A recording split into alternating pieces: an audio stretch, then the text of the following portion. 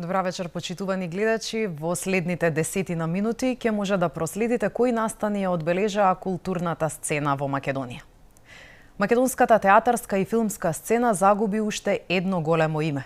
Актерската легенда Лазе Манасковски, кој почина на 20 декември на 67 годишна возраст. Манасковски зад себе остави богато творештво како актер со улоги во над 50 театарски представи. Тој беше дел и од актерската екипа на серијата Бистра вода, што се емитуваше на телевизија Алфа.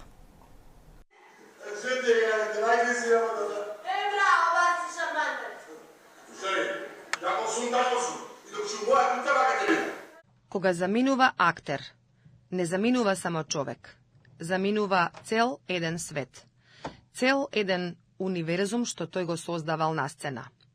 Со силен аплауз да го испратиме универзумот на Лазе Манасковски.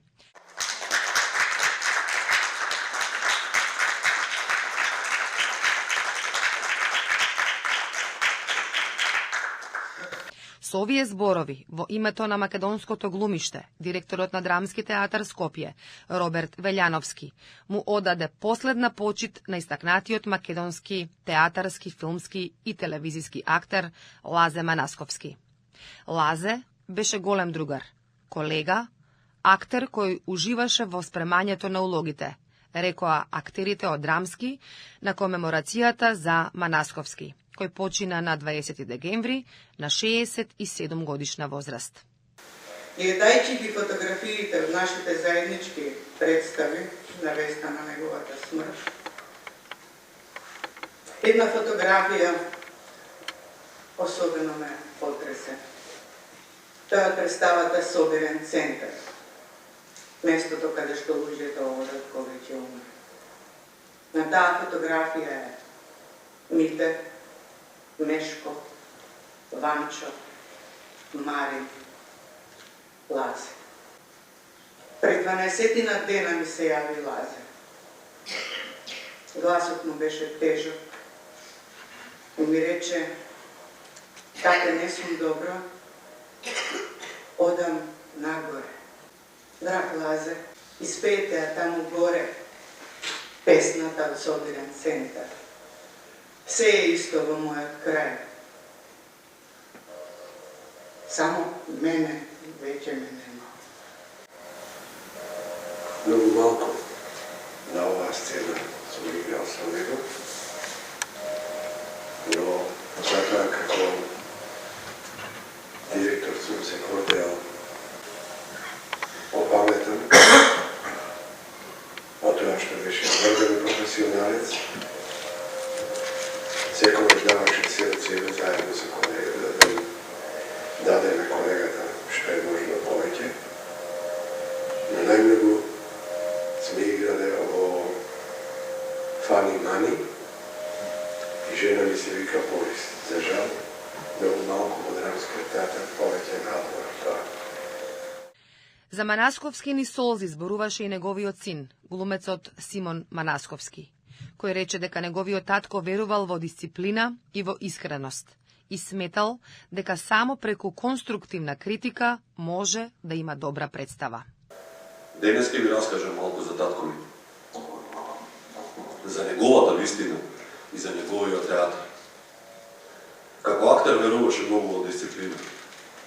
Не се доаѓа 15 минути пред почеток на представа.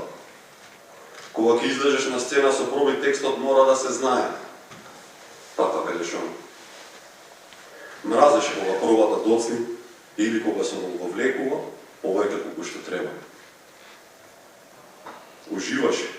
Уживаше да го чита текстот дома и да ја подготвува улогата дома. Мислам дека тоа му помогна да се фокусира на представата и да биде продолжена рака на режисерот. Татко ми сакаше искреност. Веруваше во конструктивна критика. Вереше, само така може да има добра представа. Роден на 27 март 1958 година во Скопје, Манасков дипломирал на Факултетот за драмски уметности во Скопје. Од 1983 година работеше во Скопскиот драмски театар, каде што остана до пензионирањето во 2022 година. Покрај многобројните улоги на театарска сцена, оствари плодна кариера и на филм и телевизија. Глумеше во филмовите Големата вода, Сенки, Исцелител, Врба, Хомо, Кајмак, како и во ТВ сериите Трствие Скопје, Тврдокорни, Преспав, Фамилијата Марковски, Бистра вода и други. Слушаме, некои работивне едноставно не се средуваат. Слушаме, ти каже Батове, ја возам 32 години, од 12 години ја карам колата на тату ми Форд Ескорт црвен. Во Друштвото на писателите на Македонија се одржа промоција на книгата Она што се памети живее или Никогаш докрај раскажани приказни. Збирка раскази што го честува споменот на автори, поети и писатели, поранешни членови на Друштвото на писателите на Македонија. Утре во 18 часот во Друштвото на писателите на Македонија ќе биде промовирана книгата Она што се памети живее, Никогаш докрај раскажани приказни. Тоа е збирка од 21 расказ, сеќавања на наши истакнати писатели, членови на Друштвото на писателите на Македонија, на автори кои што веќе не се помеѓу нас. Тоа е една книга што го чествува споменот, сеќавањето и колективната културна меморија. Со многу емоции и носталгија, македонската рок група Меморија годинава ја заокружија со музички времеплов. Изложба на фотографии од најзначајните моменти на групата од нејзиното постоење па се до денес. Изложбата ги открива ретките култни настани од повеќе од 4 деценискиот музички пат, од првите проби и настапи па се до големите сцени и незаборавните средби со публиката.